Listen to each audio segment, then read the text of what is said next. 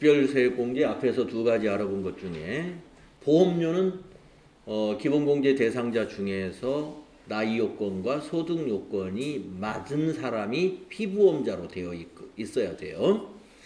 그런데 의료비는 어때요? 나이 요건과 소득 요건을 보지 않고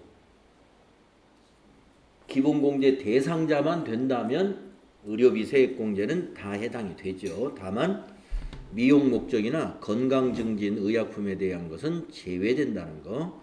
그리고 안경 구입비는 연간 1인당 50만 원 이내에서만 세액공제가 된다 하는 거 알아두시면 되겠습니다. 그렇다고 해서 50만 원을 세금 공제해 준다는 것이 아니죠. 여기 보다시피 의료비의 15%, 20% 이렇게 해주는데 의료비도 한도가 있어요. 여기 보시면 그러니까 총 급여액의 3% 이상을 지출하거나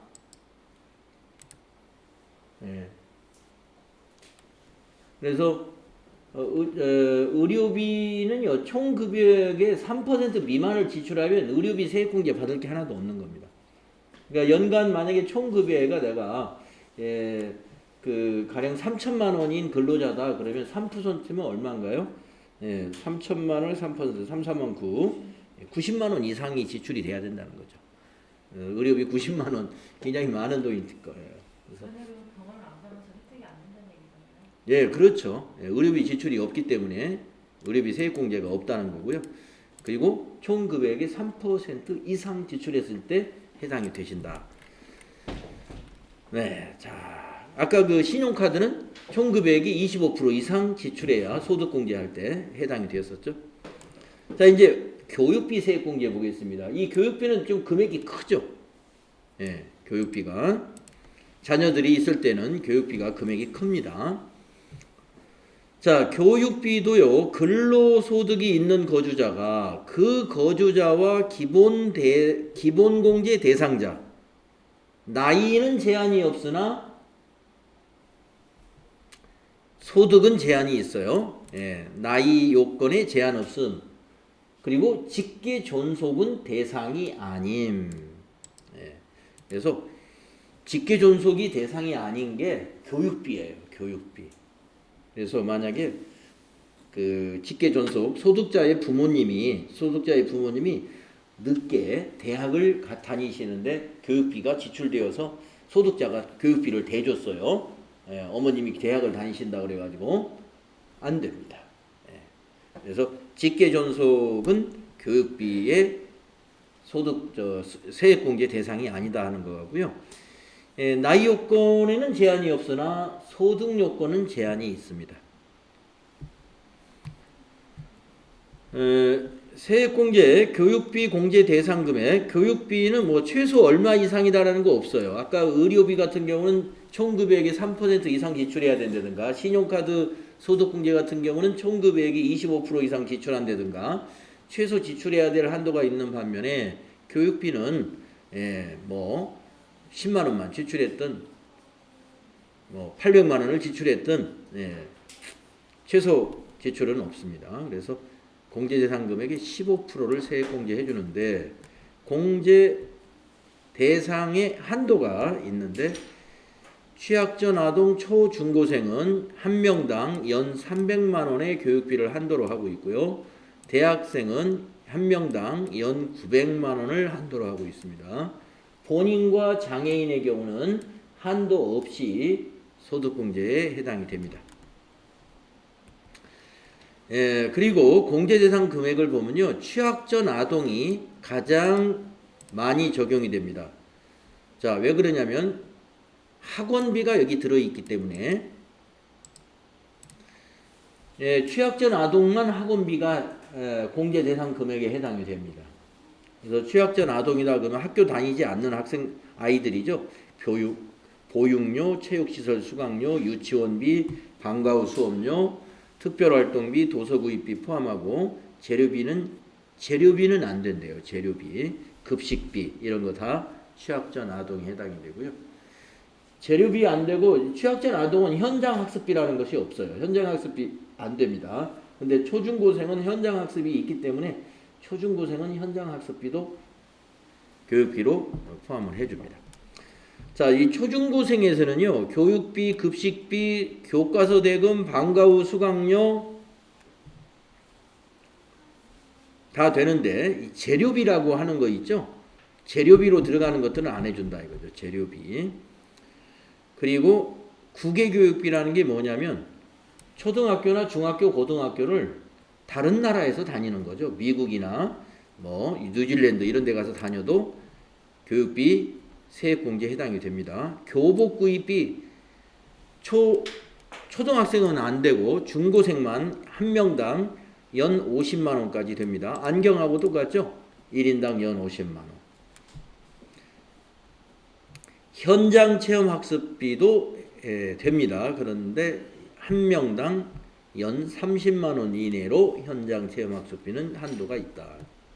그래서 중요한 것은요. 여러분 여기 학원비가 여기에는 없다는 걸 잘 기억하세요. 취약전 아동만 학원비가 들어가요.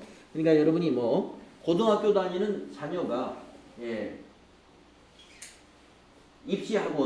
입시학원비로 1년에 900만 원을 지출했다. 그거 입력하면 안 된다는 거죠. 고등학생이니까. 그러나 취약전 아동의 학원비는 입력하는 거예요. 네, 그리고 대학생 교육비와 국외교육비 다 됩니다. 그런데 대학원은 여기 빠졌는데요. 대학원은 여기 없는 거 보면 안 된다는 거죠. 근데 누구 거는 되냐면 본인 거는 됩니다. 여기 지금 표에 대학원이 안 나와 있는데 뒤에 나올 것 같아요. 자, 근로자 본인에 대한 거 볼까요? 근로자 본인은 교육기관 교육비, 대학원 1학기 이상의 교육과정과 시간제 과정 교육비, 직업능력개발 훈련비, 대학원도 되고요. 본인 거는 학원비도 됩니다. 이 학원비가 뭐냐면 직업능력개발훈련 수강료. 이런 여러분이 지금 근로자이신데 본인 부담금 납부하신 거 있죠? 본인 부담금 납부하신 거 그것이 직업능력개발훈련 수강료입니다. 그 증빙을 챙겨서 교육비 세액공제를 받으셔야 되겠죠? 학자금 대출의 원리금 상환에 지출한 교육비. 그래서 근로자 본인 거는 직업능력개발 훈련 수강료, 즉 학원비 중에 뭐 영어 학원이나 이런 데는 안 돼요. 직업능력개발 훈련 수강료야 돼요. 그러니까 지금 국민내일보험카드로 해당되는 본인 부담금이 여기에 해당될 수 있습니다. 대학원도 된다 이거죠. 본인은 장애인 특수교육비, 사회복지시설 등의 기본 제공 대상자인 장애인의 재활교육을 위해서 지급하는 건데요. 이 장애인의 교육비 경우에는 직계 존속도 가능합니다. 그리고 소득 금액이 있어도 제한이 없어요. 우리 소득 금액에도 제한이 없는 게 의료비잖아요. 의료비. 그런데 장애인 특수교육비는 소득이 있어도 해준다 이거예요. 그리고 직계 존속도 이건 해줘요. 장애인에 대한 우대죠. 장애인 특수교육비는 직계 존속 교육비도 되고, 그 다음에 소득에 제한 없이 소득이 있는 사람이 저 비용을 지출했다 하더라도 누구의 소득자의 교육비로 부양가족으로 해서 교육비 세액공제로 인정받을 수 있다. 공제받을 수 있다 이 말입니다. 자, 그래서 교육비에서 특이한 사항을 보면은 일반적으로 장애인 교육비를 제외하고는 직계 존속의 교육비는 입력하는 게 아니다. 요게 핵심입니다. 직계 존속의 교육비는 입력해서는 안 돼요. 소득이 있는 자의 교육비는 입력해서는 안 돼요. 대학원은 소득자 본인 것만 입력해야 돼요. 대학원은. 교복은 1인당 50만 원까지 한도로 해서 입력해야 돼요. 교복이 초등학생, 사립학교, 초등학교는 교복이 있는 학교도 있죠. 초등학생의 교복비는 입력해서는 안 돼요. 중고생 교육비만 입력해야 된다.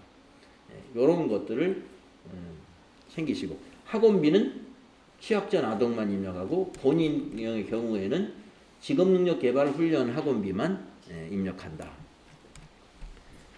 자, 이렇게 해서 이제 교육비 세액공제에 대해서 알아봤고요. 기부금 이제 보겠습니다. 기부금은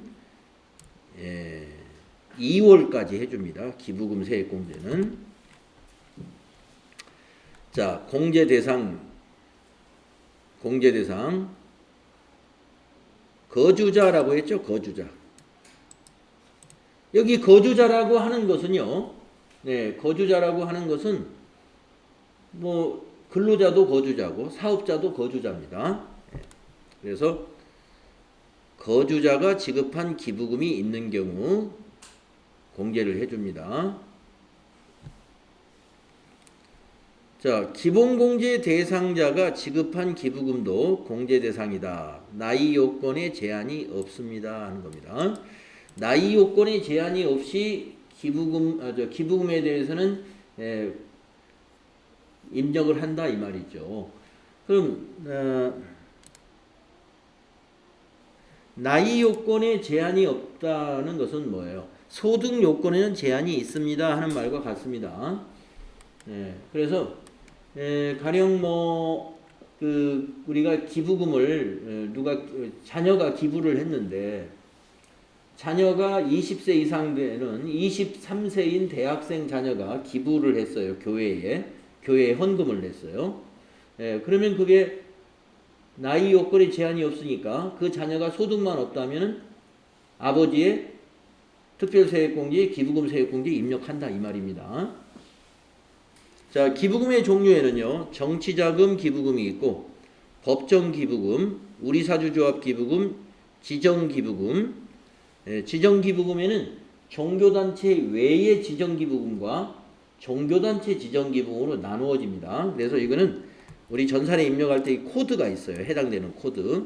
정치자금, 그리고 법정기부금, 우리사주조합기부금, 지정기부금, 그 다음에 종교단체 지정기부금 이렇게 해당되는 코드를 선택해 주면 됩니다.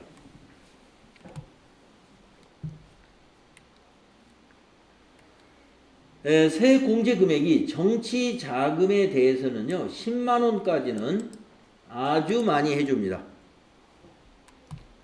세액공제 한도가 10만원 이하는 110분의 100, 110분의 100, 거의 100% 다 해주는 거죠. 10만원을 초과했을 때는 기부금의 그 초과된 금액의 15%만 세액공제 해주고 10만원까지는 100% 거의 다 해준다. 110분의 100입니다. 3천만원을 초과해서 정치 기부금을 한 경우에는 좀 비율을 좀 높여줬어요. 기부금의 25%를 세액공제 해준다. 정치 자금의 기부금에 대해서 혜택을 많이 줍니다. 그 다음에 법정기부금, 우리사주조합 기부금, 지정기부금, 그 다음에 종교단체 지정기부금은요. 1천만원 이하까지는 15% 세액공제 해주는 거고 1,000만원 초과했을 때는 30% 해주죠. 그래서 이 110분의 100은 없어요. 15%, 30%. 1,000만원 이하까지는 15%. 기부금의 15%를 세액공제 해준다 이거죠. 그러니까 보통 여기에 많이 해당되겠죠. 1,000만원 이하의 기부금에 많이 해당되고 특별히 이제 정치 어떤 국회의원이나 시장의 후원회 같은데 이렇게 하신 분들은 정치자금 기부금에 해당이 되겠죠. 그래서 기부금 나이 요건에 관계없이 입력한다 하는 거 알아두십시오. 자, 세액공제 마지막 납세조합 세액공제가 있어요. 이게 앞에서 살짝 나왔었는데 우리가 이제 이런 재래시장 같은데 노점상 이런 분들은 납세조합에 가입을 합니다. 그래서 납세조합에서 일괄적으로 원천징수를 하게 되는데 그때 납세조합 원천징수 세액의 5%만큼을 세액공제해줘요. 5% 징수세액의 5%. 그리고 원천징수 제외대상 근로소득자가 납세조합에 가입하여 매월분의 급여를 원천징수하는 경우 원천징수 세액의 5%를 또 세액공제한다. 그래서 원천징수 제외 대상자 근로자라는 특수 형태 근로자들이 있습니다. 이런 분들이 납세조합을 형성해 가지고 매월 그 일괄적으로 원천징수를 했다면은 원천징수 세액의 5%에 대해서 세액공제를 해주는 그런 세액공제 혜택이 있다.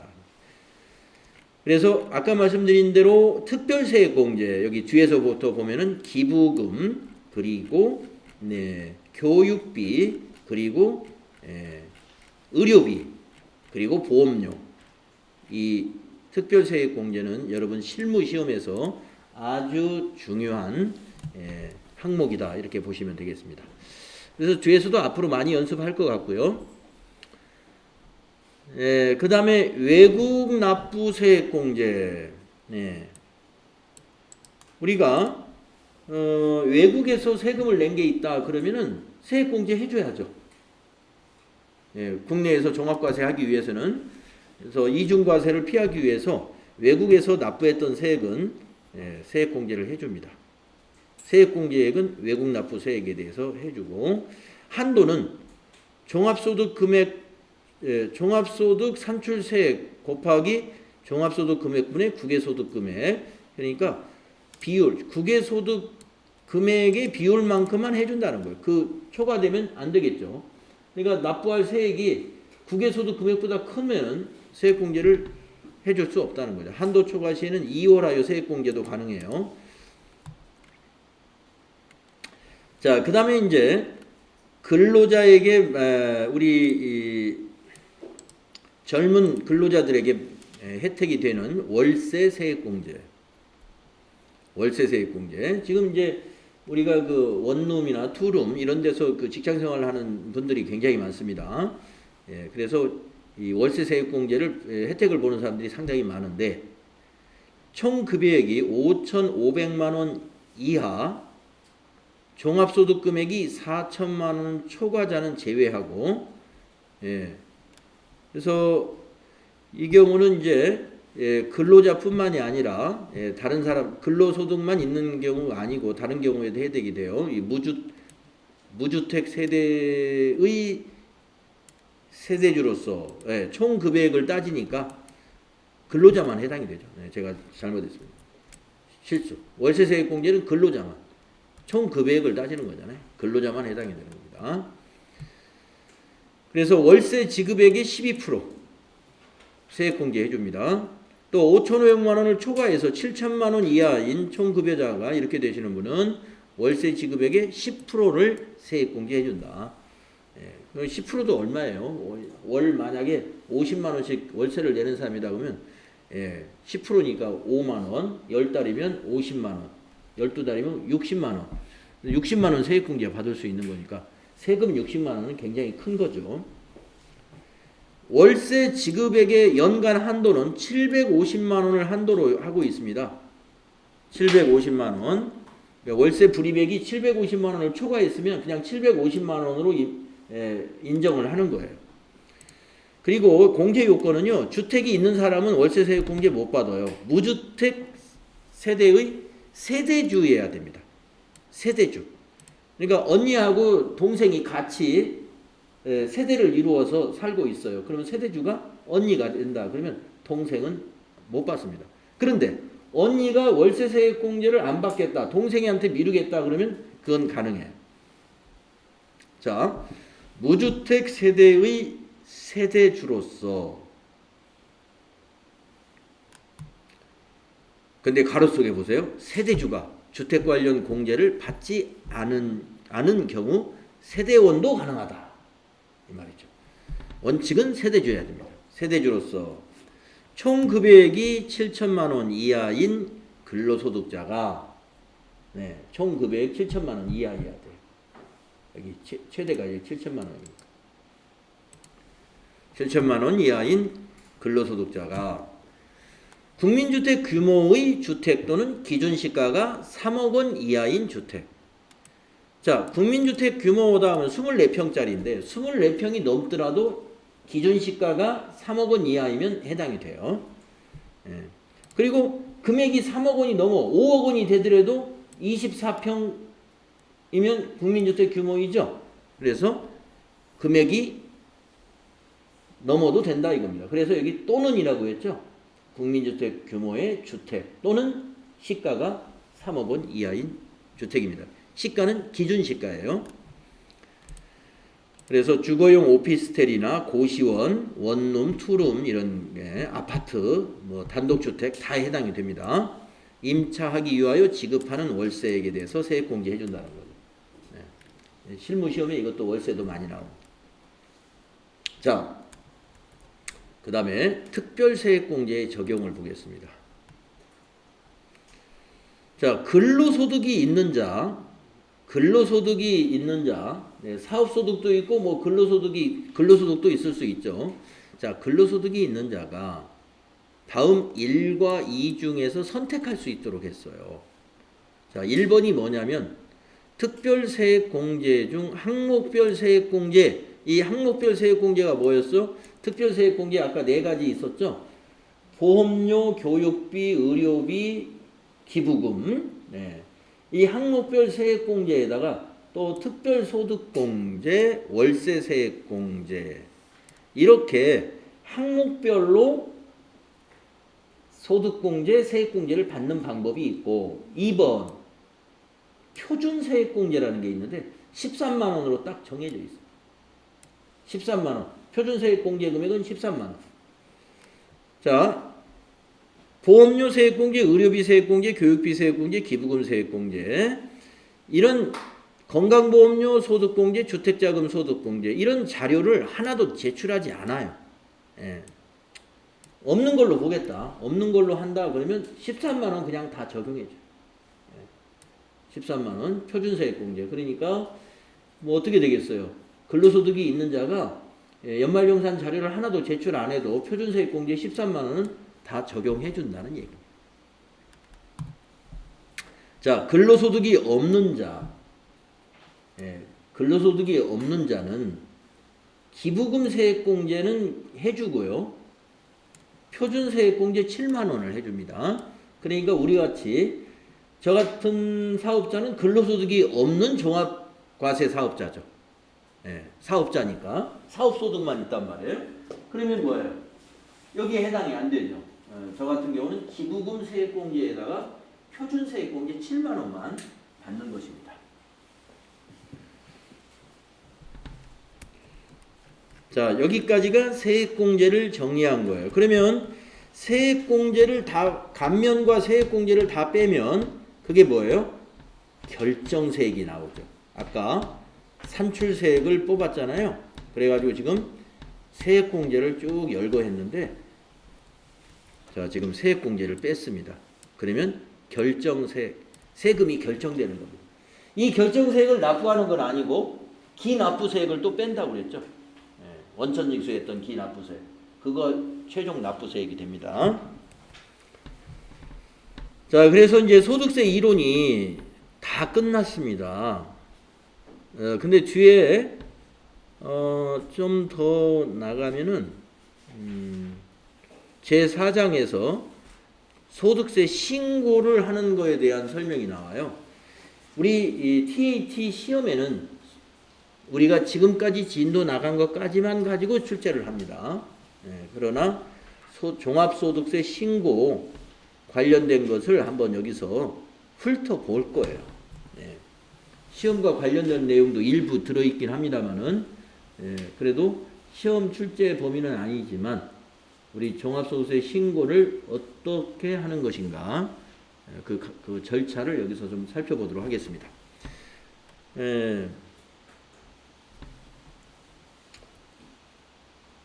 세무조정이라는 걸 해야 돼요. 세무조정.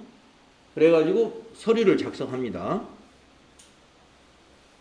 부속서류를 작성해가지고 신고서를 제출하는 방식으로 종합소득세 신고를 하게 됩니다. 사업소득에 대해서 세무조정이라는 게 무엇이냐.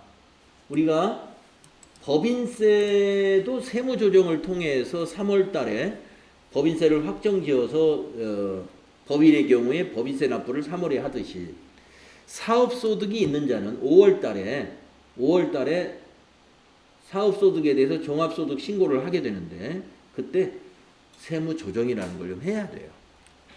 세무조정을. 그래서 종합소득세 신고 개요 한번 읽어볼까요? 우리나라의 현행 소득세법은 법령에서 제한적으로 열거된 소득에 대해서만 과세, 이걸 우리가 열거주의라고 그런다고 그랬죠. 열거주의. 예, 그래서 열거된 소득에 대해서만 과세하고 있으며 원칙적으로 원천별로 각 소득을 합산하여 과세하는 종합과세를 기본 원칙으로 하고 있죠. 종합과세를 하는 소득은 이자, 배당, 사업, 근로, 연금, 기타 이렇게 2배사 근연기로 구성되어 있다.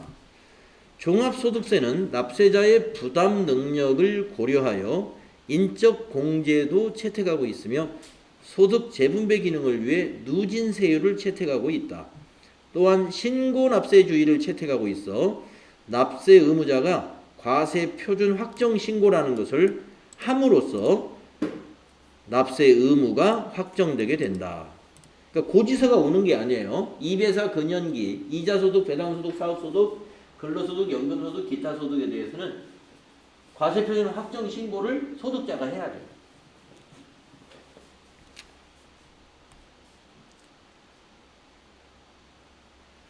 그러나 과세표준 확정 신고를 모든 거에 대해서 다 해야 되느냐? 예외적으로 안 하는 경우 있죠. 예. 예외적으로 퇴직소득과 양도소득은 다른 소득과 합산하지 않고 별도로 과세하는 거죠. 그러니까 종합과세하지 않는 거죠. 퇴양은 분류과세라고 했잖아요.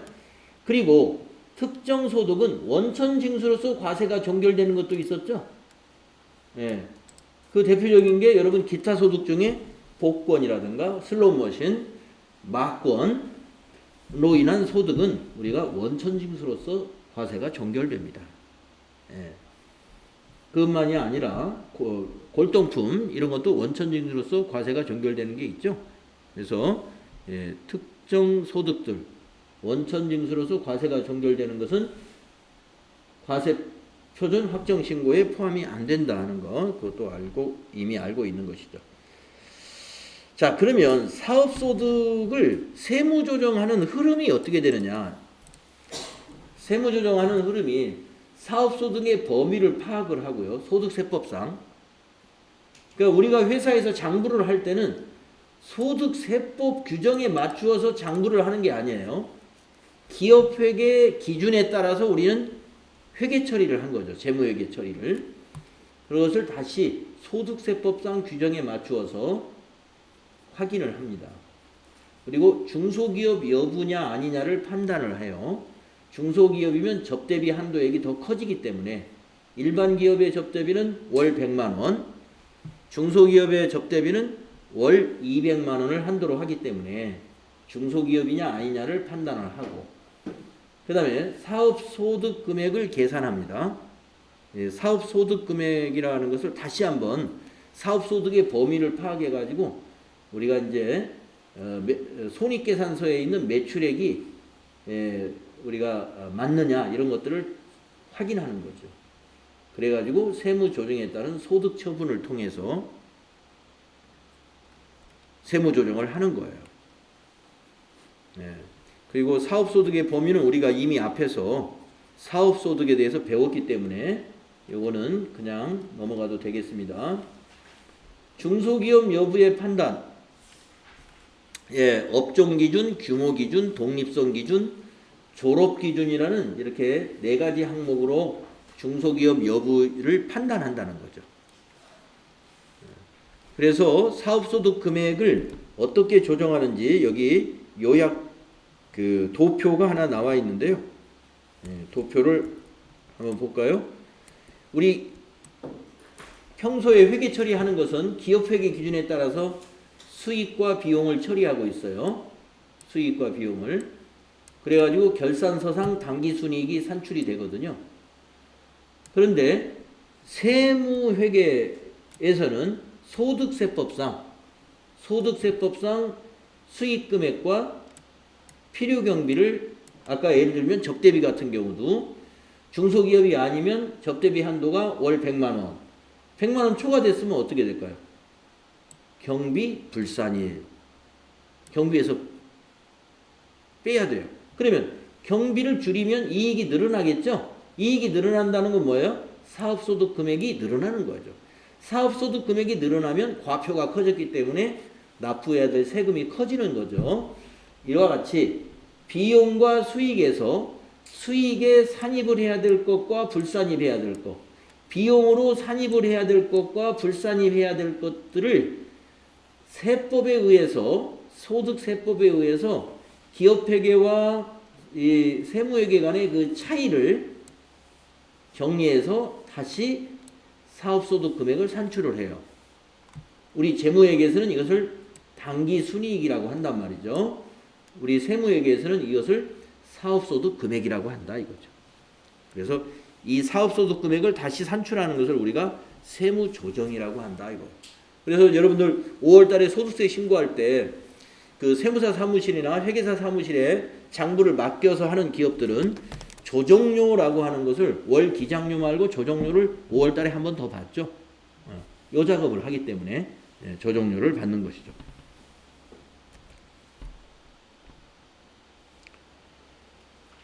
그리고 이제 법인세 조정도 있는데 우리는 지금 법인세법을 배우는 게 아니라 소득세법을 배웁니다만은 법인세법과 소득세법의 차이를 여기다 쭉 이렇게 열거를 해놨는데요.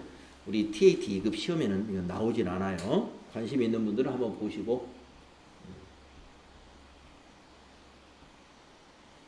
그리고 총수익금액 아까 점검을 한다고 그랬죠. 이게 산입하는 것과 불산입하는 것 쭉 나열이 됐는데 지금 단계에서 이걸 우리 시험 범위가 아니기 때문에 이건 그냥 패스하는 거예요. 이렇게 조정을 하는 항목들이 이렇게 있다 이겁니다. 그래서 접대비 조정도 이런 방식으로 이렇게 하고 감가상각비도 제대로 부인할 금액이 없는지 확인을 하고 대손 충당금에서도 한도액을 초과했는지 점검을 하고 퇴직급여 충당금도 한도 초과를 했는지 미달을 했는지 확인을 하고 해서 세무조정을 마친다 이겁니다. 그래서 그 처분을 하는 것이 유보, 상여, 기타 사회 유출, 인출 이런 방식으로 처분을 한다는 거죠. 그래서 이제 세무조정이 끝났습니다. 그러면은 종합소득세 서류를 작성을 하죠. 그래서 서류로서 부속 서류들이 중소기업이면 중소기업 기준 검토표, 또 총수익금액 조정명세서, 조정후 수익금액 명세서, 접대비 조정명세서, 대손충당금 및 대손금 조정명세서.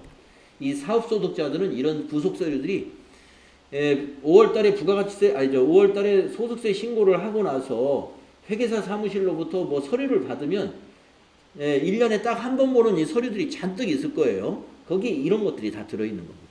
대손충당금 및 대손금 조정명세서, 퇴직급여 충당금 조정명세서, 소득금액 조정합계표. 해당 사항이 없으면 그냥 제로 해가지고 이 양식은 다 갖춰져 있어요. 다 들어가야 돼요. 이런 게.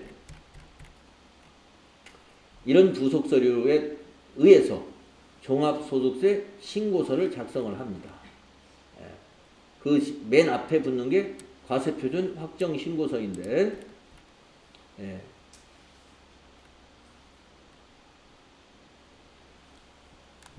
과세표준 확정신고 납부계산서하고 소득세 공제신고서 또 이러이러한 재무제표 손익계산서 합계전액시산표까지 첨부해가지고 신고서를 제출하게 돼요.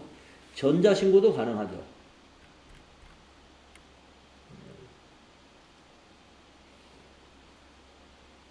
자, 여기 3번에 있는 거, 요게 우리 시험에서 관련이 있는 부분인데요.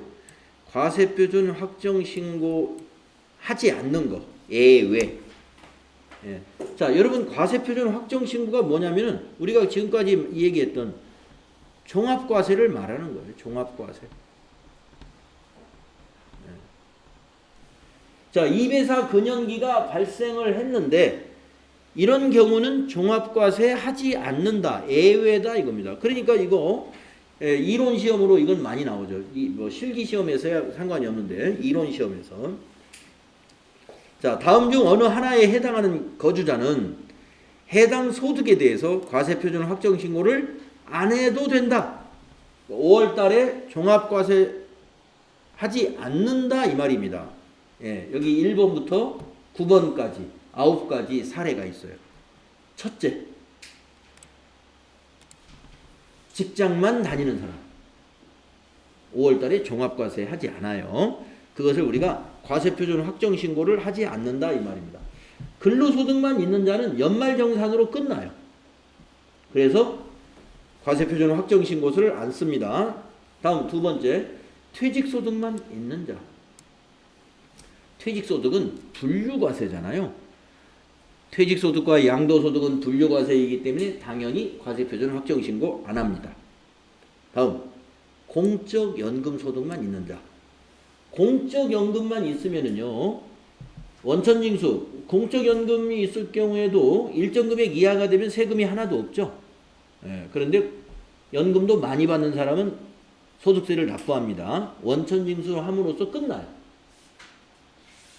근데 공적연금이 있고 다른 소득이 있으면 해야 돼요. 근데 여기서는 공적연금만 있는 자. 과세표준 확정신고 안 합니다. 그 다음에 연말정산 대상 사업소득만 있는 자.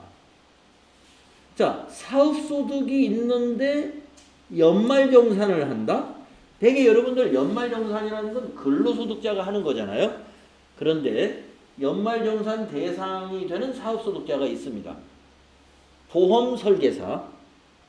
이 사람들은 보험회사에서 연말정산을 해줘요. 사업소득인데도 불구하고. 왜냐하면 모든 그 보험설계사의 소득은 누가 지급했어요? 보험회사에서 지급했거든요. 그러니까 연말정산 하듯이 해줘요. 그 다음에 방문교사. 우리 무슨 방문교사 있죠? 그분들도 그분들 다 소득은 그 방문 교육 업체에서 지급을 한 거예요. 그런데 그 사람들이 그 방문 교육 업체의 직원이 아니고 한 사람 한 사람이 다 개인 사업자예요. 그래서 연말정산처럼 해줘요. 그래서 대표적인 사람들이 아마 골프장의 캐디 직업을 가진 분들도 마찬가지일 거예요. 그래서 우리가 언뜻 보기에는 근로자 같은데 내용을 물어보면 자기가 사업자라 하는 분들이 여기에 해당이 됩니다. 그래서 연말정산 대상 사업 소득만 있는 자도 5월 달에 과세표준 확정신고 안 한다 이겁니다. 자, 4가지 알아뒀죠? 그 다음에 이것도 근로소득하고 퇴직소득이 있다. 자, 퇴직소득은 우리가 분류과세죠. 분류과세니까 이건 빼야 돼. 그러고 보면 근로소득만 있는 거예요. 결국에 1번과 같아요. 5번은. 그래서 여기 나오죠. 퇴직소득은 분류과세이므로 다른 소득과 합산을 하는 게 아니다. 그래서 그런 원리로 6번에 보면 퇴직소득하고 공적연금 소득만 있는 자. 자, 공적연금만 있으면 과세표준 확정신고 안 하잖아요. 퇴직소득은 분류과세니까 결국에 여기에 해당되는 거예요. 3번에 6번은. 그 다음에 7번 퇴직소득과 연말정산 대상소득만 있는 자. 자, 퇴직소득은 분류과세입니다. 그러면 4번과 같은 거죠. 연말정산 대상 사업소득만 있는 자. 그렇기 때문에 5, 6, 7번은 여기 있는 2, 3, 4번하고 결국에 같은 겁니다. 그래서 종합과세 하지 않는다 하는 거죠. 그 다음에 8번에 보면요. 분리과세 이자소득, 분리과세 배당소득, 분리과세 연금소득 및 분리과세 기타소득만 있는 자. 전부 다 뭐예요? 이자소득이 있는데 분리과세예요. 배당소득이 있는데 그게 분리과세고, 연금소득이 있는데 분리과세고, 기타소득이 있는데 분리과세에 해당된다. 분리과세는 종합과세 하지 않는다고 그랬잖아요. 그렇기 때문에 과세표준 확정신고를 안 합니다. 이런 소득만 있는 자는. 그 다음에 9번은 1번부터 7번에 해당하는 사람으로서 분리과세 이자 소득, 분리과세 배당 소득, 분리과세 연금 소득 및 분리과세 기타 소득이 있는 자. 네. 8번과 같은 말이죠. 1번부터 7번에 해당되는 사람이라 하더라도 여기 이건 분리과세만 있는 경우고 이 소득에다가 분리과세가 있어도 종합과세에 해당이 안 된다. 왜냐하면 분리과세는 제외하니까 결국에 여기에 해당되는 거예요. 자, 그래서 우리가 이제 여러분 소득세 이론 문제가 TAT 2급에서 4문제가 나와요. 이렇게 많이 나오진 않죠. 근데 4문제가 여러분이 시험 문제를 풀어보면 4문제 다 맞추기 힘들어요. 워낙 출제 범위가 높기 때문에 예, 그 4문제를 다 못 맞춥니다. 그런데 지금 이것이 상당히 출제 비율이 높아요. 예, 과세표준 확정신고 대상이 되는 게 얼마냐? 금액을 한번 뽑아봐라. 이렇게 뭐 얼마 막 적어줘요. 4가지 정도 적어주고서 종합과세 금액이 얼마냐? 예, 종합과세 소득 금액이 얼마냐? 이렇게 물어본단 말이에요. 그러면 여기서 여기에 해당되는 건 다 빼야 돼. 여기 나온 거. 왜? 종합과세 하지 않는 거니까 여기 있는 것은요. 자, 그래서 이 표는 우리가 시험 준비하는 분들에게 중요하겠습니다.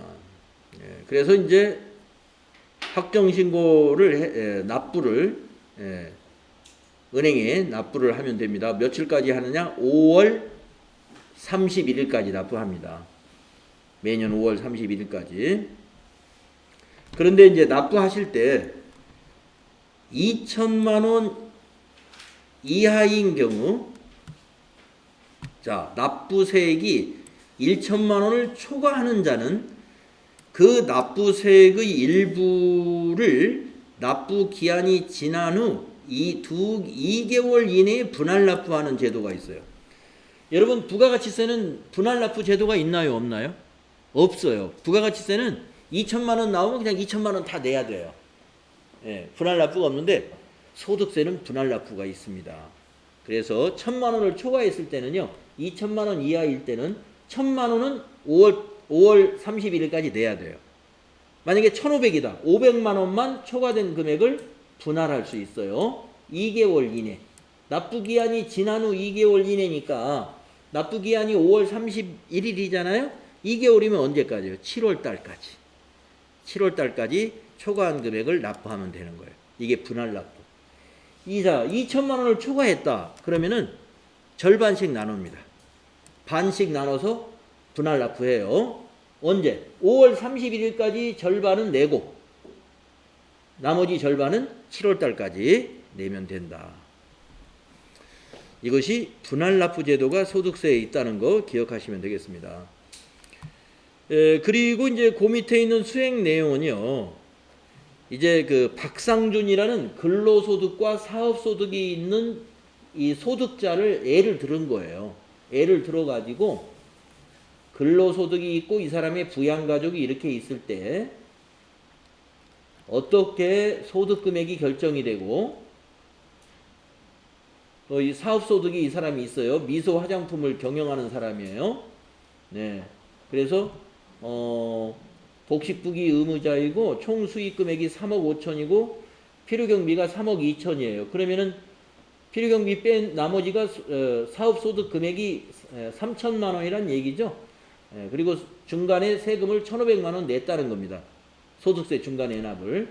이러한 경우에 5월 달에 이 사람은 종합소득 신고를 어떻게 하는지 그 수행 절차가 여기 쭉 나와 있어요. 근데 이 절차가 우리 TAT 2급 시험에 안 나온다는 거죠, 이게. 그래서 요거는 여러분이 개인적으로 여러분 이 부분에서 관심이 있을 거예요. 어떻게 이 사람은 간단하잖아요. 근로소득하고 사업소득만 있는 사람이에요. 이거 여러분이 잘 보시면 다 이해가 갑니다. 이미 우리가 앞에서 기초지식을 다 공부했거든요. 그래서 이걸 쭉 보시면 어떤 양식에 왜 여기에 여기에 얼마가 종합소득 금액이 요 7,725만 원이 어떻게 여기에 왔는지 소득공제 1138만 6,103원이 어떻게 여기에 왔는지 이 뒤에 부속 서류가 있어요. 이게 맨 앞장에 오는 과세표준 확정신고서이고 그 뒤에 이제 부속 서류들이 있거든요. 그래서 우리가 5월 달에 종합과세 신고할 때 맨 앞장에 이게 옵니다. 오고 그 뒷장에 이런 것들이 붙어 있어요. 사업소득 명세, 근로연금소득, 기타소득, 근로소득이 있는 자니까 이게 해당이 되겠죠. 그래서 그 명세가 뒤에 다 있어요. 그래서 시간에 쫓기지 않으면 뭐 이게 한번 쭉 제가 한번 같이 한번 여러분들하고 앞에 이론 배웠던 걸 복습하는 셈 치고 한번 보겠는데 우리는 지금 시험이 우선이라고 볼 수 있습니다. 그래서 이거 출제가 안 되니까 여러분이 개인적으로 좀 봐주시는 걸로 하고요. 자, 오늘 이론을 마무리합니다. 원가계산 이론. 우리 TAT 2급의 원가계산 출제 안 된다고 그랬죠? 그래서 우리 수업 내용에서 이거 빠졌어요. 그래서 이 부분도 그냥 넘어갑니다. 그러면은 이제 그 다음이 뭐냐? 그 다음 장이 비영리 회계 이론이에요. 비영리 회계. 비영리 회계도 TAT 2급의 출제 범위에 없어요. 그래서 이 부분도 몇 장 안 됩니다. 페이지가. 그냥 패스. 그러면 이제 이론이 다 끝났다는 거죠. 드디어 여러분들이 이제 좀 나름대로 지겨웠을 거예요.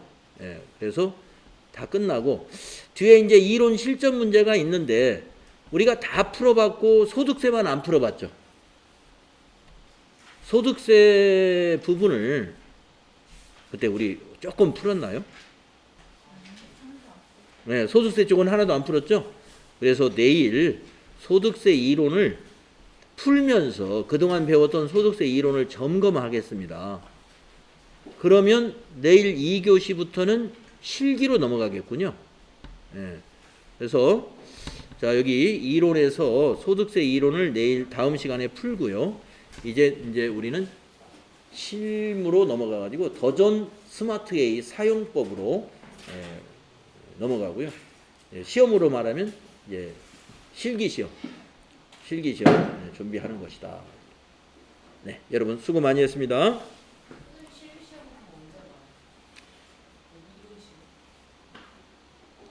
이론 시험. 우리 NCS 평가하는 시험이요. 우리 여기 이 과정에서 자격 시험 말고. 예. 여러분 그 학습 안내서에 제가 안내를 해 드렸는데 그것이 우리가 그 우리 그 휴강을 하는 바람에 지금 일정들이 많이 바뀌었습니다. 그래서 그걸 제가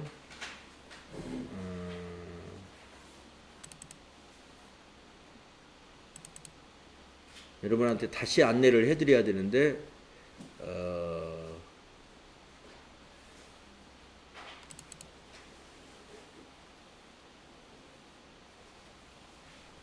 자세한 것은 이제 요거 자세한 건 말씀을 다음에 드리고요.